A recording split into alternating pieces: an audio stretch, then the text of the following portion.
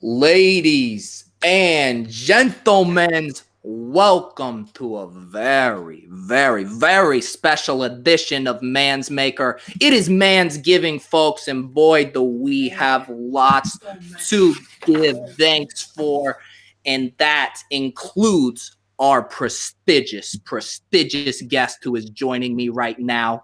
This is a man's you can find zooming around the DFS Autobahn in his race cars. This is a man you can hear on the WEEI airwaves. This is a man's who had his heart broken by Ariana Grande's. Rotobahn, welcome to the program, my bro. Oh, man, you had to hit me in my heart there at the last second. Thanks, man. Thanks for having me on. Yeah, dude. I mean, you go by Rotobahns in the DFS and fantasy streets, but your real names is Pete Davidson's. I mean, I just got to ask, how are you coping, dude? You know, I'm from New York, so this shit hits me pretty hard. Yeah, you know, it's remarkable. Like, I've got, like, I don't know, 4,000 followers or some nonsense, and still people think I'm that dude. It happens all the time. Do you get tagged on Twitter and stuff?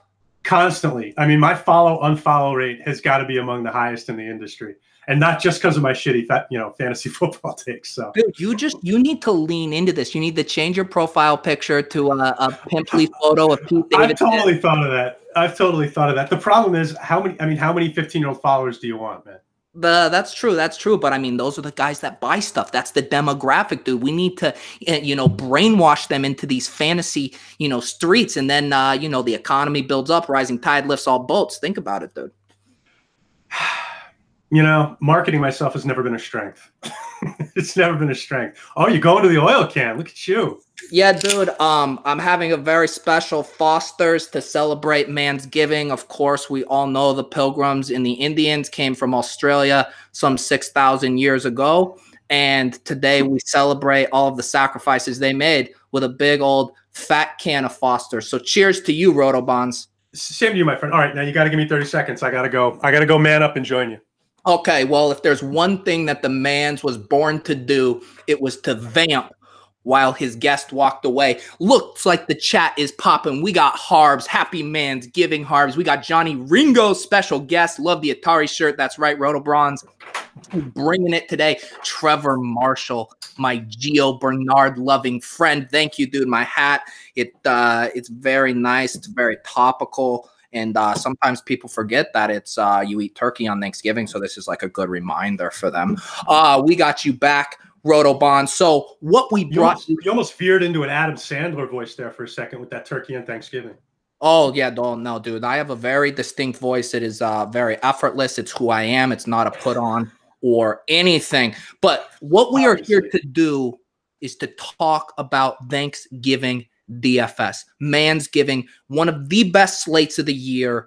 And I wanted to get you on for a special show, walk through some of these games, get everybody nice and lubed up with some good DFS plays before they go and stuff their faces full of yams. What do you say about that? Let's do it, man. Which game do we want to talk about the slate as a whole? You want to start game by game? What do you want to do? That's interesting. Why don't we because I feel like this week crept up on us quickly. Why don't we just kind of walk through the games first, and then maybe with our discussion, we kind of pull back and see what that means from a DFS standpoint. So let's start with this first game, 12:30 p.m. Easterns. And unfortunately, I was excited for this game on paper a couple weeks ago. Now we don't have Mitch Trubisky starting. Chase Daniels is going to get the start. We have no Marvin. Is that a lock? Yes, it's. I mean, it seems like I'll say 90% based on the beat reports. Okay. And of course, yeah, that's about right. No Marvin Jones, and it looks like no Kerryon Johnson. So what's your thought of this game without these marquee players? Well, I mean, certainly there's some targets of opportunity here. I mean, Galladay, I think, is in discussion for sure on the slate as a whole. I mean, the price is not too bad. And gosh, I mean, I got to think he's going to have like a massive target share. So Galladay's in play for me for sure. There's some other guys on the lines that are sort of interesting. I mean, I think Ellington at 3,200 probably slides into the slot. Those vacated Golden Tate and Theo Riddick snaps, because Riddick's going to be moving into the backfield, I think, a lot this week with Kerryon out. Unless you think Zach Zenner is going to be playing major snaps, I think Riddick's going to be in the backfield a lot. So that could bring Ellington into play. Other than that, I don't know how high I am on anybody on the Lions side of the ball. What about you? Yeah, no, I mean, Golladay, you got to like Golladay from a target standpoint, a use standpoint, but it really, you want to know like how many sustained drives is this team going to be able to put together. He's also going to be extremely popular.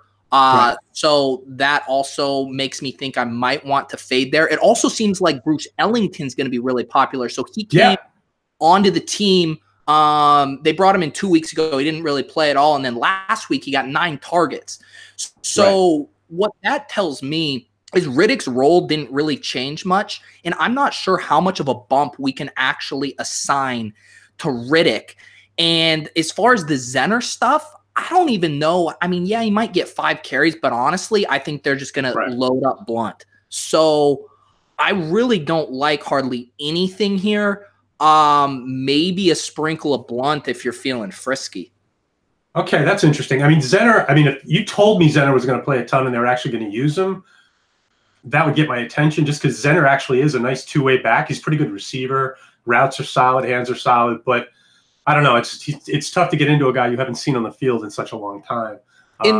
And let's just think about how Matt Patricia's has been operating. I mean, we were screaming for him to use Kerryon Johnson's more, and it took him, 12 weeks to do so. Are we really going to think he's just going to throw Zach Zenner's in there and give him 15 carries? I don't see it. Yeah, I think that's probably true, especially when, he obviously is a Blunt guy in more ways than one. I think, perhaps not a third way, but look, he's got history with Blunt. He's probably going to use him a lot. This feels like a game to avoid, but on a 3-game slate, you have to be really careful about totally avoiding anything. And then when we look over at the Chicago side of the ball, lots of guys with upside, but dangerous for picking any one guy because they've got so many ways they can go. And then we have to start talking about Chase Daniel and what is the difference between Trubisky and Daniel in terms of target flow.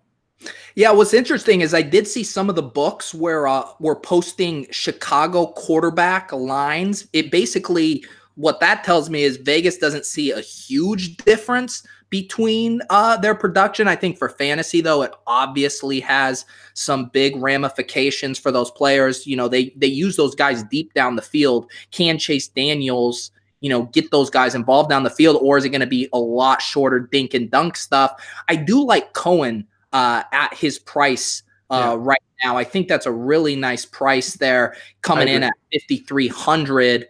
Is there anything else you would like to use on Chicago's side?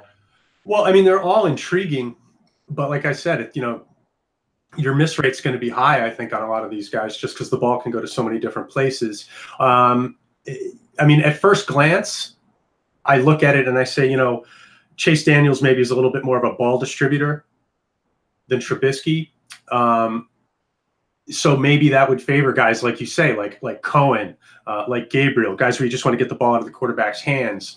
Burton could fall into that category as well. And one thing I was thinking about before, I don't know, we're getting a little bit into narrative street, but Burton and Daniel were second stringers for the Eagles at the same time, I think 2016. If I'm not mistaken. So these are guys who actually have some familiarity, who know each other pretty well. They were both on the second team for the Eagles for, I think, a full season. So there's probably some familiarity and trust between Chase Daniels and Trey Burton. So that might be one thing to look at. I don't know if that's going to work, but it was something I thought about. No, I like that, dude. Our boy Levitans loves pushing these shower narratives. He's now on a Bible narrative. And so, yeah, I definitely can get on board with the preseason narrative there. Let me catch up on the chat here. We got Justin Freeman. What do we think about Manz-Zenner? We hit that. Harbs played Ellington last week. Tip of the turkey cap to you, my friend. Roberts as a tight end punt. We're talking about Shaheens. What's up, Patrick? Happy Manzgiving to you as well. So the chat has some punt tight end fever. So let's give them what they want. Tight end on this slate is extremely gross, as it is on basically any slate, but particularly on a 3-game slate. Maybe if we don't like a lot in this game, we look to maybe punt tight end here. So Freeman's brings up Roberts. I know he practiced in limited fashion this week, but we have seen that him. was going to be my question. Yeah. So, yeah, do you like him if he's a full go? He's obviously shown some aptitudes in the red zone. Right. Yeah, actually, I mean, he wouldn't be a bad shot in the dark there if I felt like he was definitely going to play. So I want some information on whether he's actually going to be in there. But obviously, he's shown some touchdown potential. So on a short slate, a guy with minimum pricing and a two touchdown ceiling, yeah, if you don't mind rolling the bones, it makes some sense. And like you said, you're also punting at the same time. So on some level, you're planning for that thing to crap out on you. So, yeah, I think that's definitely something to look at. I don't know if I'm going to do it, but it's definitely on my list. Yeah, and longtime viewers of this show will know I'm a big fan of the double punt, a.k.a. the double tunt. And you can, if you're willing to go double punt, you can get in all the studs. I assure you, you can get them all in. So, that's interesting. I've been able to get a lot of good players in my lineups on this slate without having to punt twice, but I definitely punted once. So that's interesting. I'm looking at, I had a lineup with Breeze, Tariq Cohen, Kamara, Galladay, Julio, all those guys in my lineup. I didn't get Zeke. I didn't get Michael Thomas, but I definitely got a lot of beef in there. And the only really awful thing I did was Ben Watson. Yeah. Okay. Yeah. No. Basically, it's hard to make a case against one of these tight ends because it's the same deal. We're hoping for 4 to 5 targets and a spike. If they do that, they're smashing their price tag, and it's really going to swing a lot of these contests if you can find yourself on the right tight end. The last thing for this game that obviously is very interesting are the defenses, right? I think it's hard to not play the Bears D. It's going to be heavily owned for sure, but it's the D that jumps out as, one with a lot of potential, sack potential, turnover potential, touchdown potential. I don't hate Colt McCoy as much as consensus, so I don't feel like the Redskins are necessarily going to be a turnover machine. The Cowboys would have some interest to me as well, but I don't know if I'm saving enough money going to the Cowboys to go off the Bears. What do you think? So I don't mind it, but I like the Lions D a lot more for 500 less. And I kind of not only are we getting them at home, we've seen that they get really good interior pressure. They're leaky on the back end. But as far as if you're telling me I can get Lions at home versus Chase Daniels, I think I'm looking at least 3 to 4 sacks and some very good turnover potential. So I do think, but you can't, the Bears have been. No, I think you're actually selling me on this a little bit. Keep going. Well, and the other thing to think about is it stinks that fantasy works this way, but I really think the Bears D takes a hit, at least from, their points allowed. Chase Daniels throws a pick 6.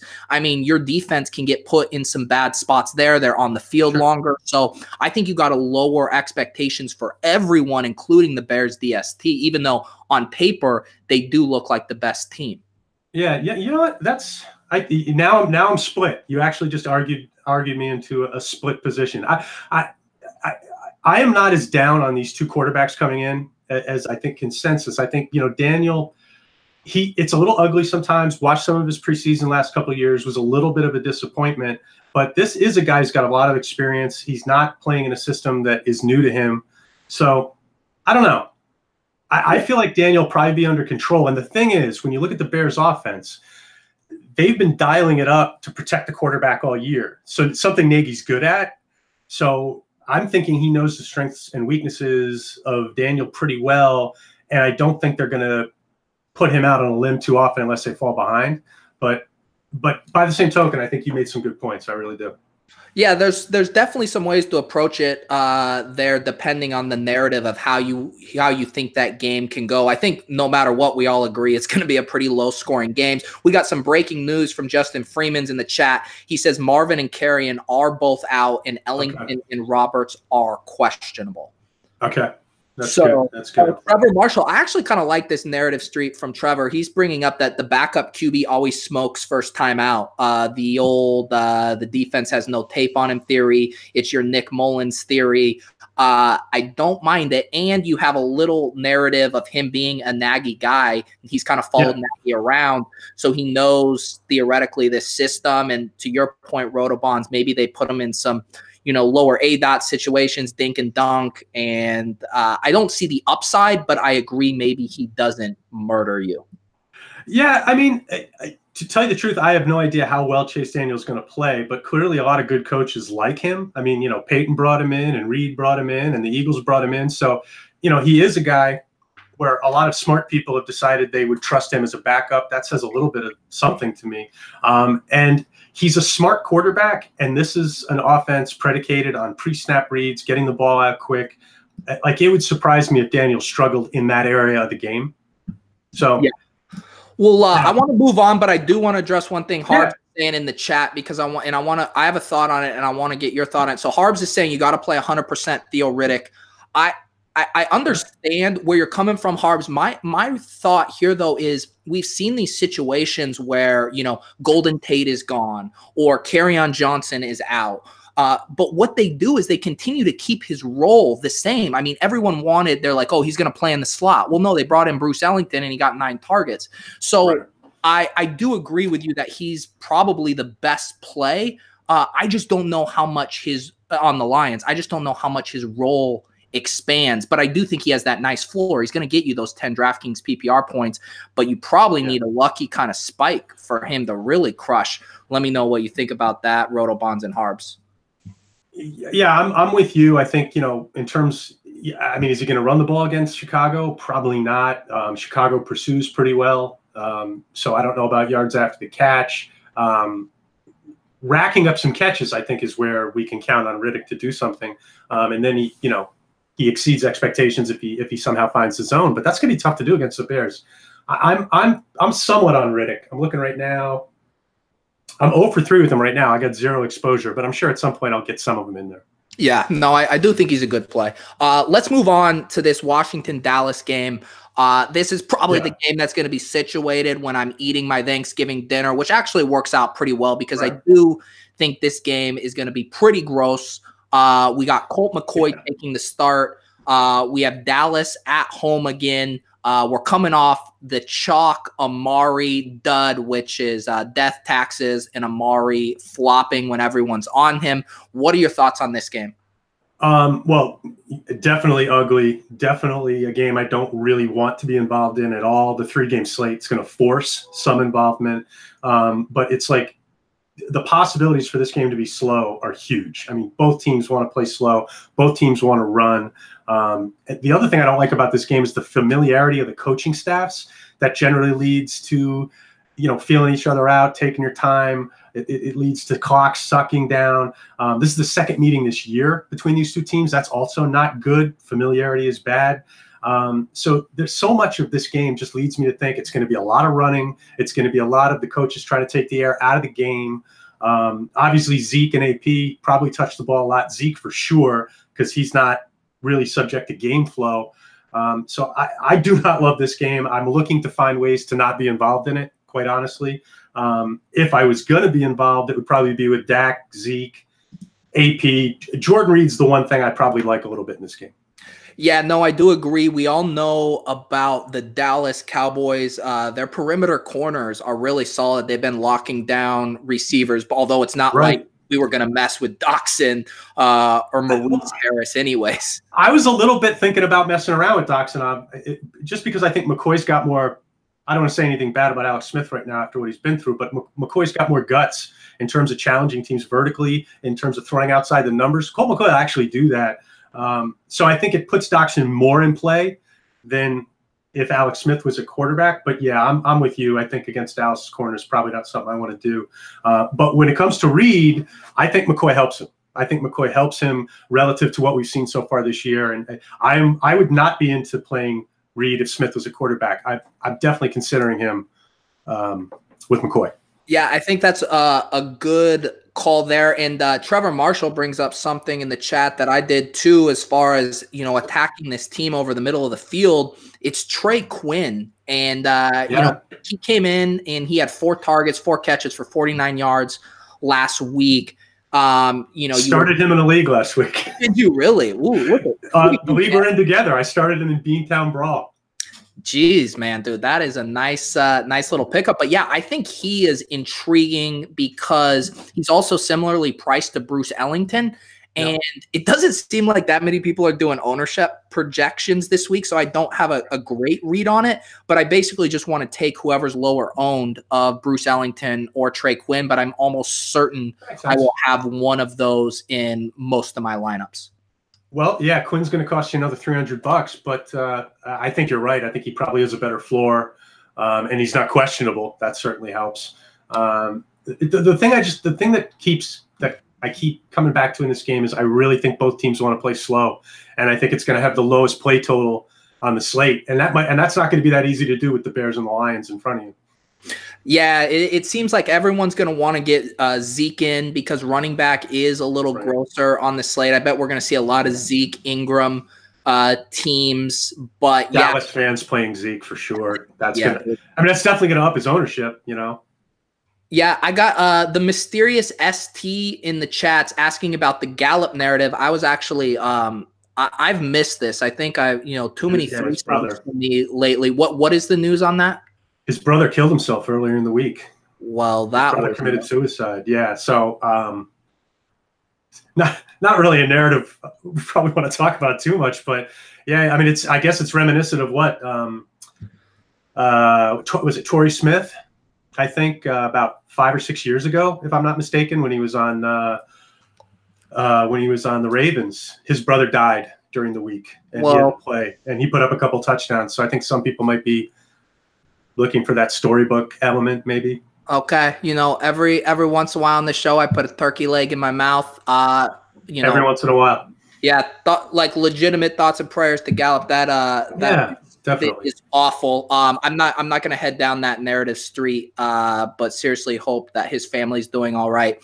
Yeah, same for sure. So Harbs and Jason are letting me know in the chat that Mr. Evan Silva's been talking up Trey Quinn.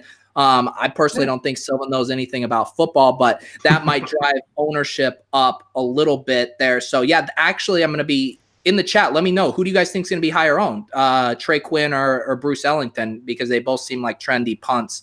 I think Quinn will be higher owned. You do? Okay. Yeah, I do. I think the fact that he's healthy, the fact that he did something last week, and then you got the Silva bump. So yeah, I think Quinn will probably be higher owned. Okay, yeah, and you're right. I mean, I don't normally get into ownership rates all that much, to be honest. To me, it's hard enough to hit 9 spots where I get too wound up in ownership rates, and I'm pretty contrarian just naturally. So I generally find differentiation just by being myself. But on a 3-game slate like this, you absolutely have to look at ownership rates. So I think you're on the right track. Yeah, and the chat is confirming they all think Quinn's going to be higher owned. So fire up some Bruce Ellingtons for me, I suppose. But I wanted to circle back. You did mention Jordan Reed. I mean, he has to be in a vacuum the best tight end play on the slate, right? Oh, yeah. I mean, in terms of talent, he's the best player playing at the position. And again, I mean, Alex Smith was really having trouble using Reed. He wasn't able to throw the routes that Reed runs best, and he didn't want to hit him in the seam all year. Really, I don't think that's going to be a problem for McCoy. I think McCoy actually really does reinvigorate Jordan Reed a little bit, and I don't think Reed's looked.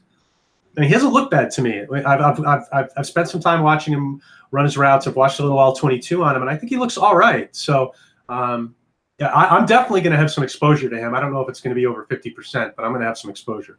Yeah, it's tough. I do like him. I like the spot. I like the matchup. It feels a little point chasey. Last week he was 3,800. Everyone had been super down on him. He had been popping in the air yards by low model. He had a great game last week. Now he's up $900 in salary, but maybe that salary keeps him a little lower owned. And if Trey Quinn is the chalk that my chat, who I trust incredibly, is saying, then maybe Jordan Reed is the pay up to be contrarian, leverage over Trey Quinn play. Yeah, and maybe Colt McCoy keeps his ownership down too, because I mean, I'm sitting here saying I like Colt McCoy. I don't know how many other people are saying that. So the natural inclination is going to be to run away from Daniel's targets and McCoy's targets, I think. So maybe you can find a little contrarian element to that. Yeah, and one other thing to touch on this game from the other side at tight end is how we're going to play this. I believe Jeff Swaim is out. Yeah, he is. People want Blake Jarwin and Rico Gathers to be a thing, but it actually is this dude Dalton Schultz, and he's not getting targets. I guess he had 2 a couple weeks ago, but he is running the majority of the snap or getting the majority of the snaps and the routes. Is there anything you're messing around with here with the Cowboys at tight end? No, not really. I mean, we already talked about a better idea. I think if you're going to go floor tight end play, I think Robinson's probably the way to go. Yeah, no, Roberts, excuse me. Yeah, it's we got people talking Vernon Davis in the chat. Yeah, you could go VD. That would make some sense. I could see that. I mean, the only problem is he just hasn't been. I'll look up his targets. He just hasn't really been doing a lot lately. But on a slate like this, what the heck? And again, I don't think McCoy. If anything, I think McCoy helps Vernon Davis. Yeah, I mean, once you're down in that territory again, Vernon, Michael Roberts. I mean, he hasn't been over 50 snaps in about 50% of the snaps in about 6 weeks. Sorry to cut you off there. And he hasn't seen. Vernon Davis hasn't seen a target since week 9. Actually, no, that's not true. That's not true. Oh yeah, he had 2 targets last week, 1 target against Tampa Bay. I mean, all of these guys are again like touchdown or bust. I mean, their target floor is legitimately 0, and it's tough. But yeah, if you want to throw a dart on Vernon Davis, knock yourself out and dip your dick in some cranberry sauce. My snaps page went down on me. So if for some reason I disappear, maybe my internet's going too. I don't know. That's all right. That's all right.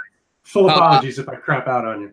Dude, I mean, I have a pretty rabid fan base, and if you got Vernon Davis's week 11 snap counts wrong, these people will come at you in your mentioned Rotobahn, so watch the fuck out. Oh, man. And I'm not much good with self-defense. So, yeah, this game sucks. The more I look at it, the more I hate it. I get the one thing in this game that I keep coming back to is I look at Dak and I'm like, is a Dak lineup? Does it make any sense? Like, could Dak go out there, run for 80, score a touchdown with his feet, and blow up the slate? I guess the problem with it is, do we really save much money with Dak? Well, we save a little bit, 5,100. That's a good point that I've noticed this week, and in a lot of spots where it's like you want to spend down at some of these spots, but when you're spending down, say at quarterback specifically, it's not really unlocking that much else for you in your lineup. They've been tight with the pricing, so yeah, you don't gain that much. Yeah, so I mean, let's segue. Before we segue, we do need to mention Amari Cooper's a little bit more. I kind of like him. We got him coming off the bad game, but now they're back home in Dallas. The matchup isn't great if Norman shadows him around, but I do think they can use him in ways where they will feed him targets. And I do like the idea of going back to him if he's going to be low owned here. Yeah, that's, I don't know. Ownership rates are going to really be interesting on this slate because I think we're going to have people playing DFS that don't normally play DFS, or people who play every now and then. They're definitely going to be in this week. And I think it's going to drive up home team rates. I think it's going to drive up the popular players, and Amari Cooper's a name. So I don't feel like he's going to be low ownership because I think a lot of the people that are going to be playing this week are just going to trust names. I could be wrong on that. And I don't like quarterbacks without a lot of anticipation throwing one-on-one matchups against good corners. Norman's a good corner, and Dak just hasn't shown me enough hitting guys out of breaks and stuff like that. So I don't have a whole lot of belief in Amari this week. It definitely makes sense going after him just because might be somewhat low-owned and he might hit, but I don't feel like it's likely, if that makes any sense. No, yeah, I think that's good thought process. How about a straw poll in the chat? In the big contest on DK, what percentage owned do you guys think Amari Cooper will be? I want to kind of get a gauge here of how popular he'll be. All right, let's move on to the marquee game, the Thursday night, 8:20 p.m. Eastern, the tryptophan coma hammer game. The mighty Drew Brees at home, MVP campaign intact. The slumping Atlanta Falcons on the road. Can they get it going? Can they keep it close, Rotobahns, or is this another rout? Well, I think a pretty good chance it's sort of a rout. But the Falcons are sort of the team, like, is it contrarian enough to go with like sort of a lot of Falcons? I don't know. I definitely feel like the quarterback I want to play this week is Ryan. Because I think I don't know if I want to go away from this game with my quarterback. I just don't know if I have enough guts to play Prescott, to play McCoy, to play Daniel, or to play Stafford. I just don't know if I've got the guts, which leaves us with these two quarterbacks. And I sort of feel like Ryan's the play because at least I think you get a little bit contrarian with Ryan. I mean, Breeze has to be the most owned quarterback, right? I would think so. I mean, I don't find it that hard to fit Breeze in, so that leads me to exactly that he's going to be pretty popular. And continue with this line of thought that you have about the Falcons, because I think I'm with you on this. Okay, so yeah, I'm just looking up the price now. Breeze 67, Ryan 61. So you're looking at a $600 gain. Here's the thing: I've been looking at the Saints last couple weeks. Now on the season, they're running 31.3 times a game. That's a lot. Over the last 3 weeks, it's up to 39.3. They've been pretty run heavy, and they're getting more run heavy with Ingram. Now, some of this is due to game flow. We don't want to overreact to it, but it wouldn't surprise me if the Saints were more run heavy in this game than we think, which could tip the scales to Ryan. We're going to save some money with him. And if you look at the Falcons on the season, they're running 21.8. Over the last 3, 20.3. So maybe just betting on the Falcons being more pass heavy is a way to go away from the Saints. And then if we do that, and this is two lineups I have sort of gone this way, where I play Ryan, I play his pass catchers, and then I put the Saints running backs in. So I try to leverage against that idea that the Saints could be run heavy, buy into that, and then buy into the Falcons passing game on the same team. Yeah, no, I like that. And I'm leaning towards the Falcons in a lot of my early builds. And I'm going to give Manz Nation my favorite play on this entire slate. And this is factoring in ownership. This is factoring in price. This is factoring in recency bias, the whole enchilada. But I love me some Tevin Coleman's on Thanksgiving. And here's why, okay? Interesting. First of all, if he slots in at a nice price point, he's at $5,200. Right. He allows you to get in Zeke or Kamara, whoever you want to go for a high price running back. Yeah. He facilitates a lot of builds. The other thing I really like about him is they've started to ramp up his usage in the pass game. Early in this season, they were using Ito and Tevin almost similarly. The past last week against Dallas, he only had 3 targets in the pass game, and that game was kind of a mess. But in weeks 9 and week 10, he had 7 targets at Washington. He had 5 targets at Cleveland. So now they're on the road again in one of the highest scoring games of the year. And no one's going to be on him because he kind of flopped last week. But I'm telling you, when I watched him last week, Mr. Film Grinder Manz, Tevin Coleman has some explosion in him. He has a step. And I just love the spot for Tevin Coleman. I think he's going to get used in the pass game if they're down. I think he's going to have lots of chances to break off big plays, even if it's a close game. I just really think he's my favorite leverage, favorite GPP, favorite smash play this week. I like it. I really do. I mean, his snaps are up the last couple of weeks. The Ito Smith factors has been diminished a little bit. Not just because Smith hasn't done anything, because he hasn't been on the field as much. Yeah, man, I think that's a pretty good idea. And especially if this game gets wide open, as you say, Coleman is a very explosive player. He's an underrated receiver, both in terms of hands and in terms of routes. He's a guy who can break formation. He can run routes out of the slot. Atlanta's in a desperate situation. I mean, they can't just sort of go half-ass in this game. They need to throw everything at the wall. What are they? I think they're 4-6, if I'm not mistaken. So when you look at the layout of the NFC right now, 4-6 is in it. Because you've got a couple teams running away with great records and a whole lot of teams in that 500-ish area. So Atlanta's playing for their lives. And we know they like to use Julio as a decoy. And Julio drags safeties downfield. They've got their vertical game is probably better than it's been ever, just in terms of having downfield weapons. So Coleman working the underneath, Coleman maybe breaking formation, Coleman ripping off a big run. He's going to be their most used running back in the red zone. And as you mentioned, gosh, what was it, 5,200? Yeah, 5,200. That's a pretty nice price. So yeah, and you know, the only thing about it that's tough is you can't jam in the 3 best running backs. But I haven't been really working that hard to jam in the 3 top running backs anyway. So it'll make it. The only thing with Coleman for me is it probably means I have to get one of those Saints running backs out of my lineup, and I have to choose which one. But other than that, I'm with you, man. I like it. Okay, all right. The chat. And by the way, he's a great fit for the turf too. That's that's a fast track in New Orleans, and that really plays to his strengths. Yeah, no, I just think that very kind of low key, his role has shifted a little bit more since Freeman has officially been ruled out for the season, and they've expanded his receiving role. So yeah, I just feel like he's a little sneaky. The chat does not seem to have Tevin Coleman fever. They do seem to have a bad case of the Mohamed Sanu's. I can't blame them if you think that Julio's going to struggle a little bit. Has been pretty good against him historically, and then you have Ridley banged up. So I think that's why everyone's on Sanu. What's your thoughts?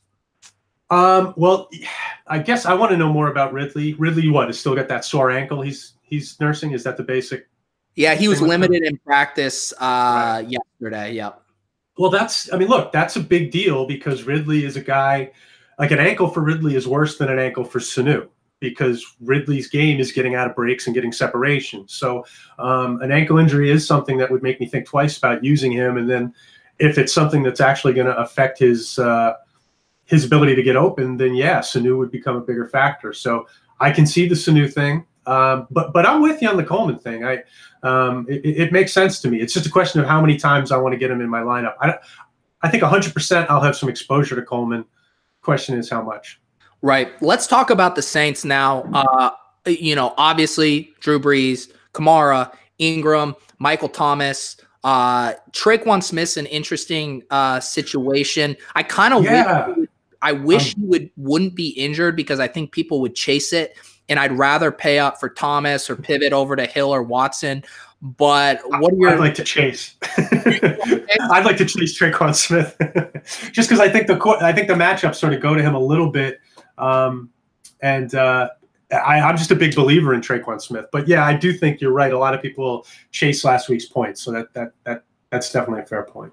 Yeah, and I mean, if you look at what Traquan Smith, I like Traquan Smith, but he had more targets in week 11 than he had in weeks 7, 8, and 9 combined.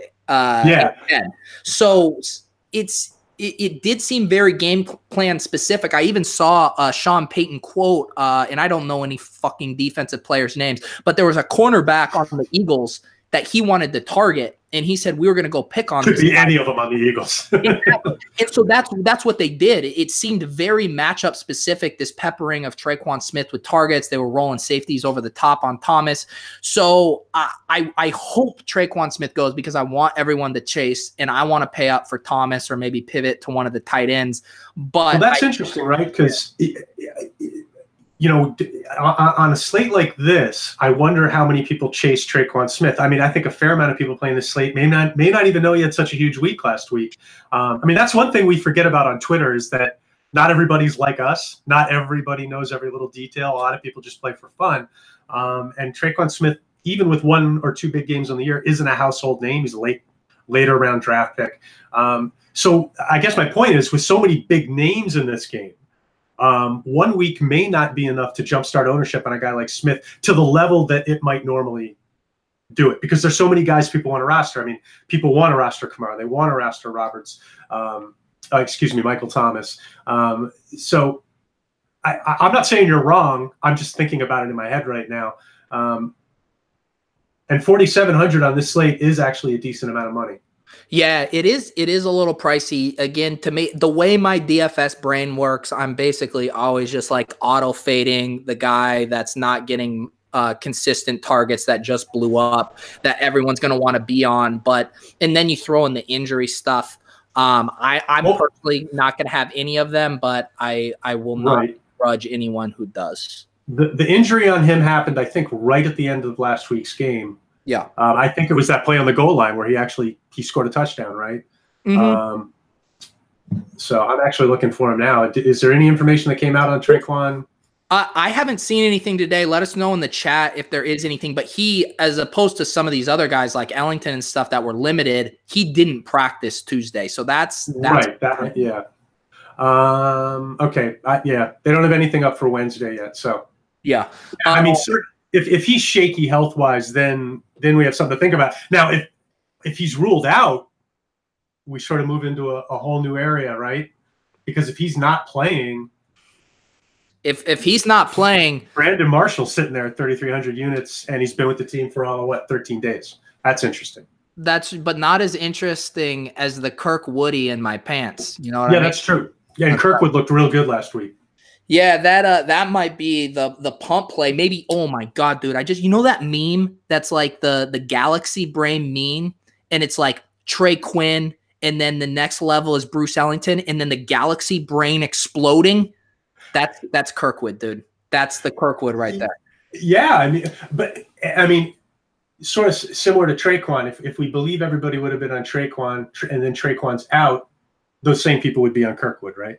Yeah, but I'm telling you, if we're going back to the people that are unbuckling their pants post dinner, they are not smashing the button on Kirkwood. They're just not. Yeah, you're probably right. And I think, and look, he looked good last week. Breeze obviously was comfortable with him. So yeah, I think you got something there. That's true. You know what? What does the chat say on Kirkwood?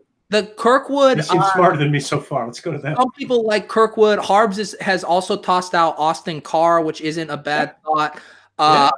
Harbs, what's the grand piano virtuoso narrative? I'm definitely intrigued. Ed, what's up, dude? Happy Thanksgiving, my dudes. This will be the litmus test, right? Our boy Adam Levitan, he was talking last week about he was surprised how high owned Traquan Smith was, but all the big dogs were talking about on the pods. So there's this he thought the bagel from week 10 would scare everybody away. Right. But in what he's highlighting is this smartification of the DFS crowds that, everyone's smarter, everyone's sharper, everyone's listening to this information. So how this punt play, plays out between, let's say, Kirkwood, Ellington, and Quinn, and how high own these guys, we will really know. Are we at a tipping point? Is there no edge in DFS anymore, Rotobahn? I don't know, man. I don't know if I ever had the edge, but Kirkwood's interesting. And Carr also. Now, did Carr catch a touchdown last week? I think he did. Dude, everybody caught a touchdown last week for the That's true. That's a good point. He did, but it was on 2 targets for 3 yards. So So if Marshall isn't ready to do anything, and obviously doesn't look that good anyway, and if Smith is out, I mean, Carr's targets have to come up. They have to, right? Yeah, dude. I love when I look at these guys' names on DraftKings. They don't even have a photo for Austin Carr. It's just his number, 80. Oh, no photo for Carr? That ain't right. No photo for Carr. I mean, how? He's been rocking all year. You know what, dude? I keep meaning to go multimedia with this show. Let me just show you guys at home because I can do a screen share here. Just got to make sure I don't have any of my Pornhub tabs up. You know what I mean? Speaking of flyers, do we even want to talk about a guy like Mo Harris? Well, let's circle back. Can you see that on my screen right now? Yeah, looks cool. Number 80, dude. No photo. Come on, DraftKings. Let's get this. That's like impressive internet skills, what you just did there. Thank you, dude. See, Trey Quinn. We even got a Trey Quinn photo. Trey Quinn's got a picture and Carr doesn't? That's not right. Dude, and let's see. Do you guys think Bruce Ellington has a photo? I need to hear chat's thought. We're gonna take bets here. I think Bruce Ellington has a photo. Yeah, it's probably in like a Arizona uniform or something. But before I click it, chat, wire in photo of Bruce Ellington on DraftKings. Yes or no? Yes or no? Get it in. Get it in now. Get it in. I say yes. All right, Rotobahn is going. Let's see it done. Oh, photo for Bruce Ellington's. Okay. Hey, Texans photo. All right, dude. I am gonna stop presenting to everyone until I pull up something very naughty on my thing. Or did we just? All right, we're back. All right. What a tangent there. Okay. That's pretty cool, man. How'd you do that? You got to tell me when we're off. Oh yeah, dude. This is how to use Google Hangouts is a secret that us just guys in the biz kind of swap back and forth. So once we're off air, dude, I'll show you how to do it, dude. Thanks, bro.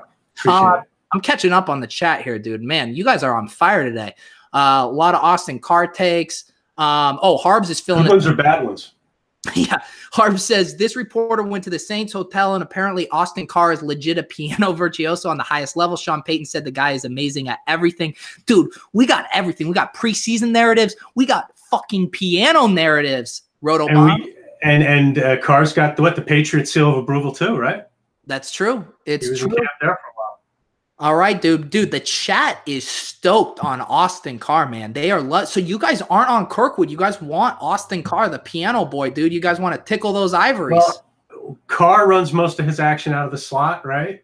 And Kirkwood, I think, was running most of his action outside last week. Am I wrong? That sounds right to me. Yeah, I'm not 100% on that, but I'll probably do some digging on that particular detail. Because I think in this situation, you want the guy who's playing outside. I could be wrong, but I think you want the guy playing outside opposite Thomas. That's right. Okay. Well, now that we kind of have, or I guess, we didn't dig into this enough with the Saints. I mean, the early builds I'm making, I am getting in, I want to get in Breeze, Kamara, and Thomas. I'm having a hard time making lineups without getting those three guys in. I like the fact that Kamara and Thomas didn't have monster games last week. They both got in the end zone, but they were a little slow. I mean, I almost wish it made me some money, but I wish Kamara wouldn't have had that touchdown on 4th and 7 when they were up 30. Because I think people would be a little bit more down on him. But I'm getting the vibe that they got Ingram fevered, dude. And I want to go back to Kamara. Uh-oh. Did we lose you, Rotobahns?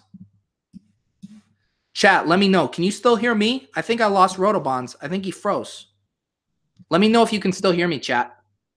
Yeah, so I'm going to vamp here while Rotobahns figures out his technical difficulties. But please let me know if you guys are still hearing my stream in the chat. I'm good?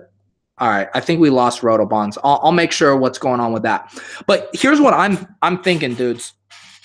I want to go back to these Saints. I don't think that I do like the Falcons, but I don't think the amount of money you save going down to Matt Ryan is worth sacrificing not having Drew Brees. As someone who played Carson Wentz in cash, dude, cash game Manz is done, dude. Can I just put that on the record, dude? Carson Wentz in cash last week with Dion Lewis and Corey Davis. What the fuck was I thinking? Why did I even play cash game, dude? You know what? This is what happened. 2 weeks in a row, I won like 80% of my head-to-heads, and Man's had a heat check, dude. I opened up, an Uzi in the DraftKings lobby, posting head-to-heads, and I won one head-to-head last week. Rotobahn, are you back? I'm just trying to get my sound back up. I think we got you back, dude. Don't worry. I was just vamping, dude. I was bitching about my cash game lineup in DraftKings last night that I went 1 for 40 with it last week. Are you there, Rotobahns?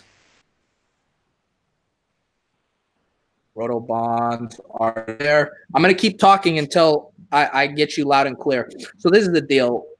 Cash game Manz is going to take some time off. No, dude. Trevor asked, did I play Davis Maddox? I don't go and scoop. Can you hear me, man? I can hear you now. Can you hear me? I see you, Rotobahns. I heard you say, can you hear me? I think so. Can you hear me? I can hear you. I'm all messed up. It's all right. I think you're back. We lost him again, dude.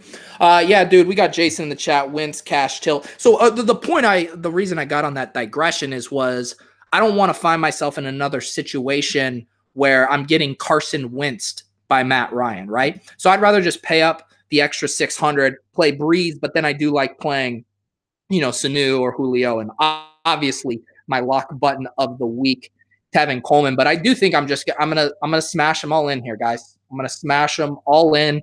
I want that Sunday night hammer. Can I get a straw poll in the chat again of what Zeke's ownership is going to be? Because I know people want to play Ingram. I know people might try to punt with, say, Cohen or Howard or maybe a Lions running back. What do you guys think the ownership is going to be on Zeke? This is a bummer, dude. We lost Rotobahn. Zeke 70%. Wow. 69%. Nice. Okay, so we think everyone's going to be on him. All right, yeah, I don't think I'm going to have much Zeke. Zeke highest on running back, 61, 65. Yeah, I trust you guys. You guys are all in the same range. All right, I'm fading Zeke. While we're doing this, dude, I like this game. What do you guys think Ingram's ownership percentage is going to be? Because that one's also curious to me. It feels really chasey. The thing that's scary about Ingram is obviously the Saints love to use him in games where they smash, right? And, Vegas has this as an over-under of, over-under. They have the spread at 13, dude. First of all, I already got a big bet down on the Falcons at plus 13. I think that's ridiculous. I mean, you're telling me the Chiefs the other week were 16.5-point favorites over the Cardinals, and that the Saints are. Yo, man. Are you back? I'm back. Something went wrong with my mic or my headphones or something. Sorry about that. Oh, you're good. Can you hear me now? I can hear you fine, but I'm on my laptop mic. Hopefully, I'm not wrecking the show. No, dude, you sound crystal clear. I can't even talk, dude. Crystal clear. No, dude, we've just been vamping about a lot of stuff, cash game stuff. We've been vamping about what was I even talking about? Jeez, Chad, I can't even remember. Oh, the spread on this game, Rotobahn. It's plus 13. I already got a big bet down on the Falcons. That's way too many points. It's huge. Yeah, I agree. I think you got to play the Falcons on that. I was surprised when I saw that. I guess what really surprised me was the low point total on the Falcons. Yeah, I think it's an overreaction. I think it's Vegas accounting for, and trust me, I have season long bets on Breeze to win MVP. I had the Saints over on 9.5 wins. I like this team, but the chorus of energy behind the Saints as being these world beaters, it's kind of out of control right now. And this is a divisional opponent that's used to playing in a dome, that has played the Saints tight historically. Give me the 13 points every single day. And I like, and the reason I got on this tangent is because we were talking about Ingram with the chat. The chat thinks he's going to be around 30 to 45% owned. And the thing with Ingram that we were talking about was they like to use him in games they're smashing the opposition, which makes sense if Vegas thinks that. I think it's going to be closer and makes me lean way more toward Kamara. Well, Kamara definitely has the logistical matchup against the Falcons. So you want pass catching running backs against the Falcons. We've known that for a while now. So Kamara, getting Kamara out of your lineup, boy, that's tough to do. Right now I'm at 100% exposure. I haven't had the guts to do it in any of my lineups so far. I'm not sure if I will. He's just such a great fit. I think sharps are less likely to fade Kamara than normal people this week. Dude, Ingram's a great play too. That's why I was really liking that stack where I was using the Falcons passing game and the Saints running game. I figure I get a little bit of Breeze that way.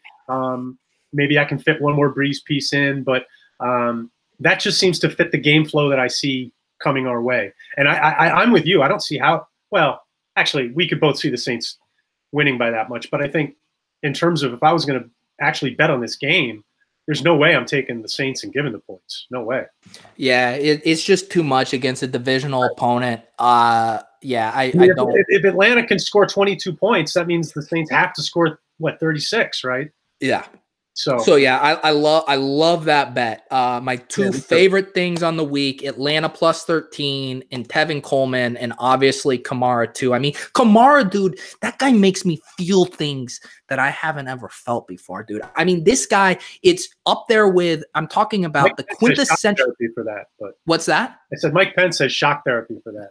Oh yeah, you know, Mike Pence can come lick mine is what he can do. But seriously, no, like when Kamara scores, it's up there with heyday vintage Gronk spikes in Dez back in the day, in Marshawn Lynch. Like those are like the touchdowns that make you feel things in your loins. That's what Alvin Kamara does for me. Lynch used to literally feel it as he crossed the end zone. Yeah, you know,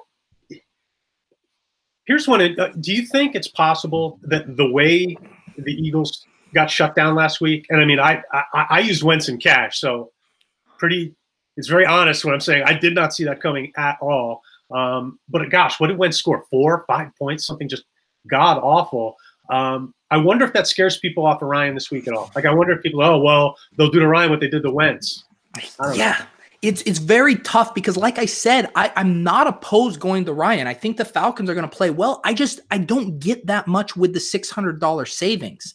And maybe I need to mess around with a few other combos. If he can get me up to a guy I like, I don't mind doing it. But it's not freeing up that much else for me. Let's look at it this way. How do we expect the game flow to go? Like, just on the whole, what kind of game do we think it's going to be? Let's put it this way. Do we think the Saints can run? Yeah, I mean, I think the Saints can do whatever they want, and I think the Falcons are going to be able to score too. I think it's going to be a miniature version, and maybe this is a hot take. This is going to be the poor man's version of Monday Night Football. I think these teams are going to go up and down the field, and both are going to score. I definitely think there's a chance of that. My thing is, I think if the Saints can run, they're going to run. They've sort of shown that inclination the last couple of weeks. So we might just be able to get a lucky break that the Saints, even if they're not insanely run heavy, I just think we're more likely to get sniped by ground touchdowns for them than we are for Atlanta. So if you're right, and this is a game where each team's in the zone 4+ times, maybe there's more passing touchdowns to be had on the other side. Yeah, and I've gotten one guy that I haven't seen mentioned a lot, and in the fact that I haven't seen this mentioned makes me think it's a good play. Austin Hooper. Yeah, no, Hooper, I for a couple reasons. One, I don't think that many people will be on him for a guy who's that good. And, yeah, I mean, he's been looking better over the second half of the season. What is he, 4,200? Is that right? Yeah, he's 4,200, dude. Just such a chill 4,200, dude. Yeah, and you're saving, what, 500 off a Reed if you go that way? Is that right? Yeah, dude. Saving $500 off of Jordan Reed? Yeah. Oh, that ain't right. There we go. Sorry, I just had to get my Austin Hooper vape going, dude. 420, dude. You should have to extend this podcast 30 minutes just to see what happens to you. That's right. Okay. I think there's some good stuff here. Are you? I've heard some people talk about wanting to use the Saints D. I'm not doing it. Are you? No, and I think a lot of people will be on it after last week, so it's probably a good fade. Yeah. Oh, we got ST in the chat asking about Julio Jones. Will they sell out to stop Julio again? I mean, Julio, I don't want to fade him because his targets are so consistent, even when teams sell out to stop him. Obviously, ST's referencing week 3 where he had 6 targets and he still had 96 yards. Who do you think is more popular, Julio or Thomas? That's a good question. Yeah. I mean, I assume Thomas will be more popular. I think you're right. And just playing around with lineup construction before, it's not easy getting both of them in. And so that might be a big choice a lot of people are going to have to make, Julio or Thomas. And you might be right. I think you are right. I think Thomas will probably be more heavy owned because of the touchdown potential probably. Yeah. So you play Julio, you get a couple touchdowns, and maybe you're dancing.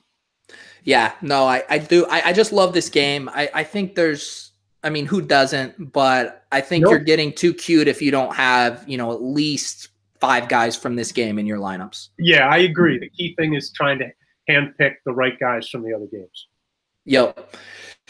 And you see weeks like last week and you see the winning lineups and they had Breeze, but they faded everything else, and then just brought it back with Traquan. So there is, like in the shootout games, there is merit to find the low-owned game or low-owned guys and then chasing the targets and say the less popular games. But everything I do just keeps bringing me back to this game.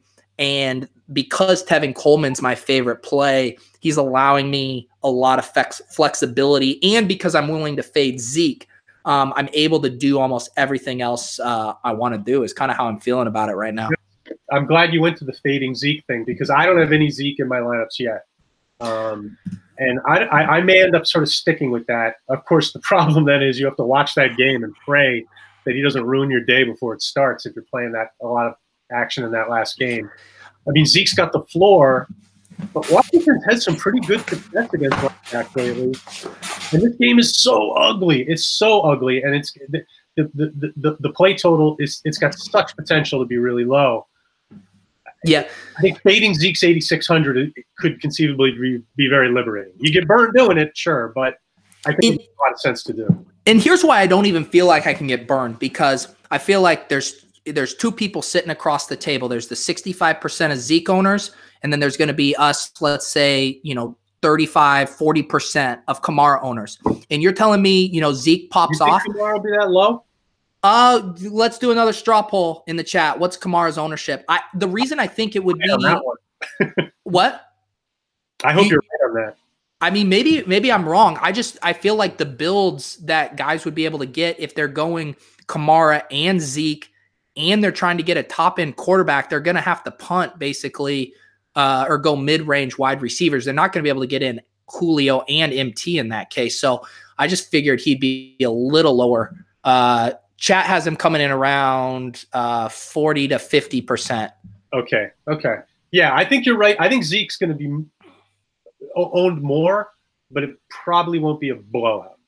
Yeah, or the point I was making was like, say Zeke pops off, dude. There's not one player in the NFL that I would feel better about going toe-to-toe with whatever Zeke put up than Alvin Kamara on Sunday Night Football at home versus the Falcons. Like, yeah. I'm ready to shove my chips in with Alvin Kamara. No, I love the idea that Kamara could be like in the 30s. That's awesome.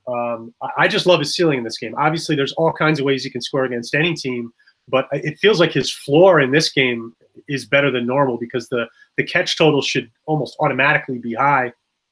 And obviously he's great running after the catch. So, I mean, we all know, the Falcons basically, they ask you to complete passes to your backs, and it's about pursuit and tackle. So this game just sets up so well for Kamara. It's so hard to fade him.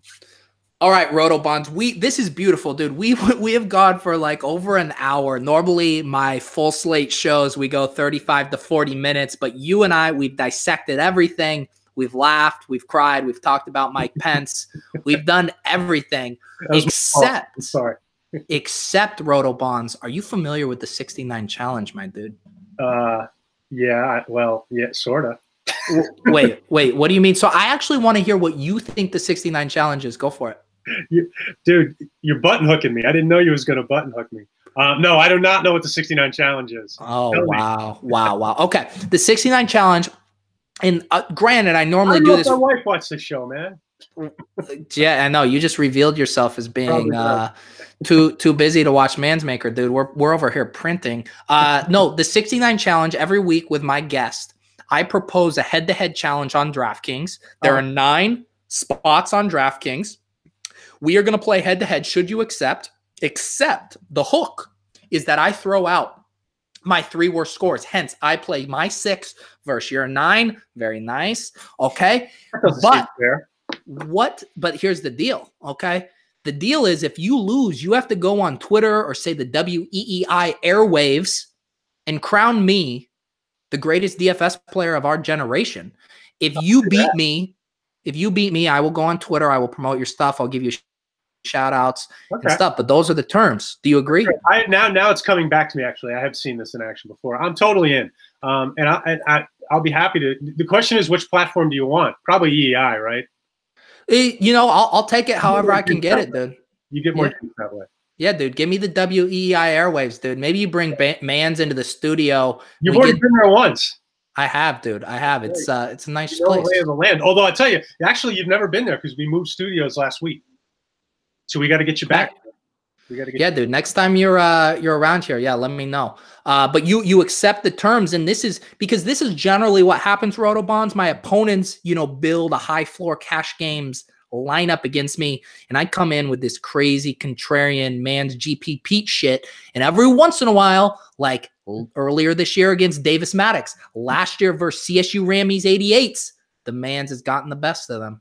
Giddy up. And you totally, speaking of getting button hooked, you messed around with the name on the GPP, what was it, like 2 or 3 weeks ago?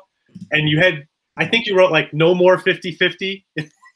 Oh, well, that was a whole ordeal. I accidentally made one of them a double up. Right. So all I saw was the 50-50. So I put my cash game lineup in, and then I'm checking it like freaking 45 minutes later. I'm like, what the, shit. I put my cash lineup in your GPP. It was awful. That's right.